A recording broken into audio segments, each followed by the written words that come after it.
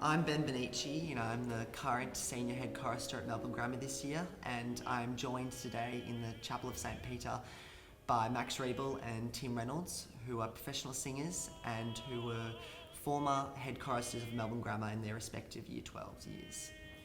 Starting with Max, would you just be able to tell me a little bit about singing at Melbourne Grammar and how that impacted your passion for music later on in life?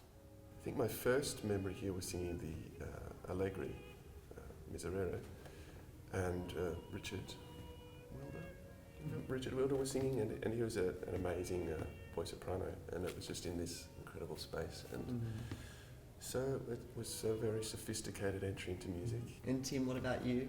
I came to Melbourne Grammar in Year 9, and I started singing in the chapel choir when I was in Year 10, just after Mr. Carmody arrived at the school. And that was a big formative experience for me. It was my first real exposure to choral singing. Yeah. I grew up in regional Victoria and New South Wales, so not a lot of opportunities out there.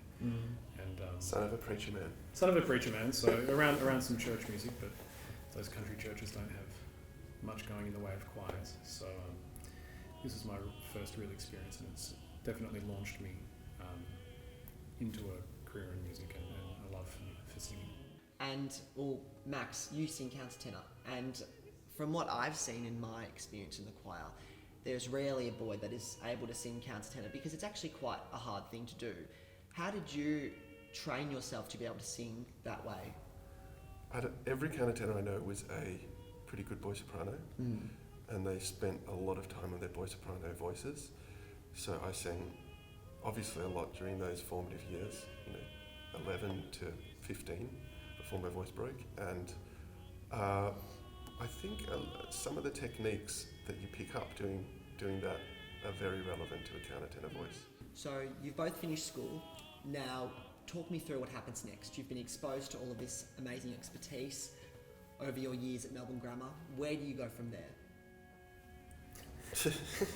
Please give me a job. Yeah, exactly.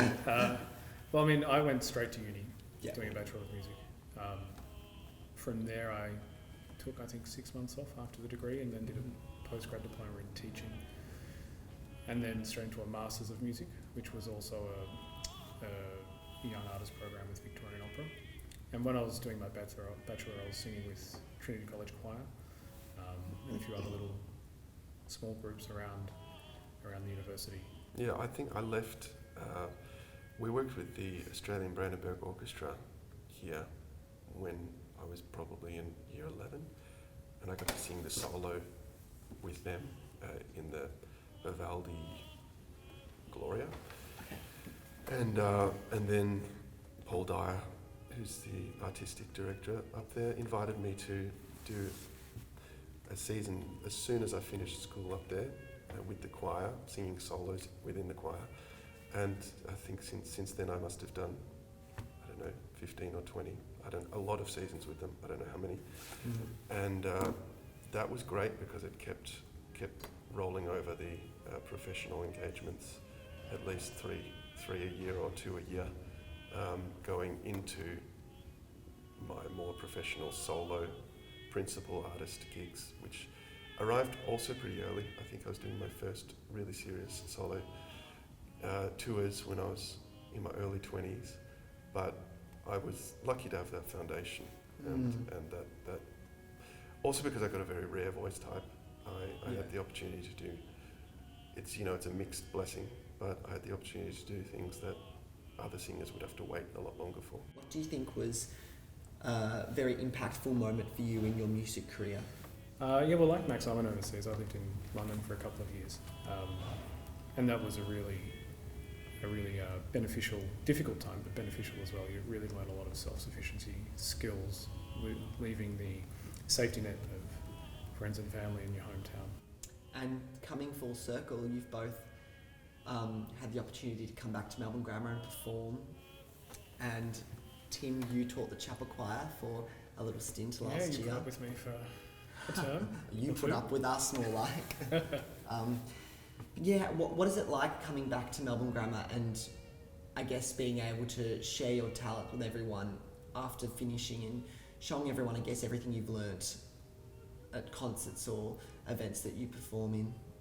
It's nice. It's a really nice community Yeah. and amazing spaces and good musicians here Mm. and a respect for what we do.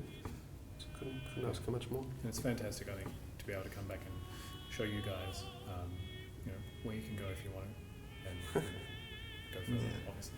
But to see that music and performing doesn't end after school.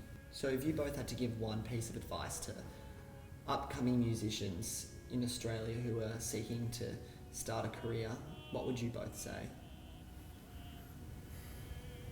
Don't give up. Mm.